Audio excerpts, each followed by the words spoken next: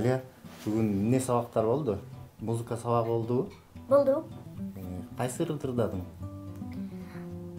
Тып деген ыр, анан кийин дагы бир орусча ыр. Кызым Алия 7 жашта, 1-класста окуйт. Кичи кезинен бери эле өзү ушундай музыкага кызыгып, садиктен ырдап баштады. Менин атам электрик болуп иштейт.